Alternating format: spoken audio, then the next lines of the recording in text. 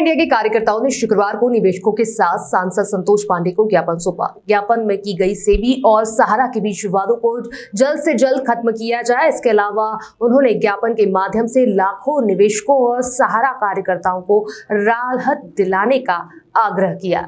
सहारा India की राजनांदगांव की chief field manager पूर्णिमा साहू ने बताया कि आज हम सांसद को ज्ञापन सौंपने आए हैं। हमारा यह उद्देश्य है कि हमारे जैसा सहारा परिवार 45 सालों से शहर में एक नई और अलग पहचान बनाया हुआ है। विगत दिनों से सहारा और सेबी के बीच विवाद चल रहा है, जिसकी वजह से जमाकर्ता हो या कार्यकर्ताओं को परेशानी हो रही है। सहारा के प्रमुख सुब्रत रॉय को भारत सरकार का सहयोग मिल रहा है। इसके लिए हम देश के प्रधानमंत्री नरेंद्र मोदी को धन्यवाद करते हैं, जिसकी वजह से 14 लाख कार्यकर्ताओं को ताकत मिली है, ऊर्जा मिली है और आने वाले समय में काम करने की प्रेरणा मिलती रहेगी। विगत समय में अलग अलग राज्यों से हमारे कनिष्ठ और वरिष्ठ कार्यकर्ताओं ने लोकसभा में जाकर स्पीकर ओम बिरला से मुलाकात की और अपनी बात रखी। जल्द से जल्द सेबी और सहारा के बीच विवाद को निपटाकर 12 करोड़ जमाकर्ताओं को राहत पहुंचाई जाए। हमारी मांग है कि हमारे जमाकर्ताओं का भुगतान शीघ्र से शीघ्र किया जाए और सहारा से भी प्रकरण को जल्द से जल्द निपटाया जाए। हमारे संस्थान के एम्बार्गो लगाया गया है, जिसकी वजह से हम प्रॉपर्टी बेचकर भी अपने जमाकर्ताओं की राशि नहीं लौटा पा रहे। इस संबंध में सांसद संतोष पांडे ने बताया कि आज राजनांदगांव के जिले भर के जमाकर्ता और कार्यकर्ता विश्वासपूर्वक मुझे एक ज्ञापन सौंपा। एम्बार्गो हटाया जाए, इनकी विश्वसनीयता कायम होगी और नीचे तक जमाकर्ताओं को ये उनकी राशि वापस कर सके। केंद्र सरकार इसमें चिंतापूर्वक अपनी भूमिका निभा रही है। मैं इस ज्ञापन को ऊपर तक पहुंचाने जाऊंगा और इस संबंध में वित्त मंत्री और सक्षम अधिकारियों से भी बात हम करेंगे। सहारा इंडिया परिवार के राजनांदगांव जिले भर के जमाकर्ता और कार्यकर्ता आज विश्वासपूर्वक ये ज्ञापन सौंपे हैं कि एम्बार्गो हटाया जाए और वास्तव में इनकी विश्वसनीयता है, वो विश्वसनीयता उससे कायम होगी और नीचे तक सरलता के साथ जो इनके जमाकर्ता कार्यकर्ता हैं वो राशि को वापस कर सकें। और वास्तव में केंद्र सरकार इसमें बहुत ही चिंतापूर्वक अपनी भूमिका निभा रही है। फिर भी मैं ये ज्ञापन ऊपर पहुंचाऊंगा और साथ ही सुलझाने के लिए माननीय वित्त मंत्री जी से और सक्षम अधिकारियों से हम सभी बात करेंगे। पहले तो सारा प्रणाम।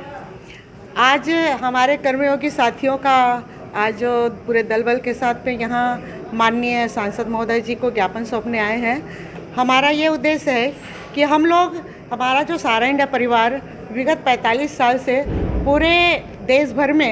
एक बहुत अच्छी पहचान बना चुकी है और विगत समय में जो सेबी और सहारा का जो विवाद चल रहा है उसके चलते हमारे सम्मानित जमाकर्ता और कार्यकर्ताओं को जो परेशानी हो रही है भुगतान के संदर्भ में, उसको लेकर हमारे क्षेत्र के समस्त कर्मयोगी साथी यहाँ पे इकट्ठे हुए हैं और हम लोग अपनी ये बात रखने के लिए कि आज हमारे माननीय सहारा श्री सुब्रत राय जी को जो एक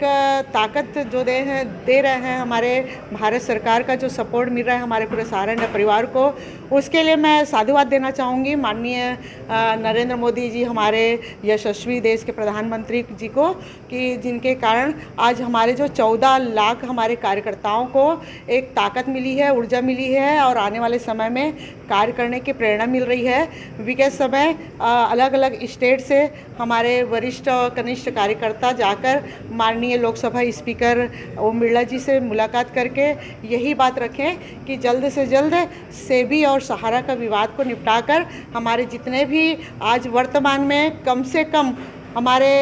12 करोड़ से ज़्यादा सम्मानित जमाकर्ता हैं और 14 लाख से ज़्यादा हम जैसे कार्यकर्ता विभिन्न क्षेत्रों में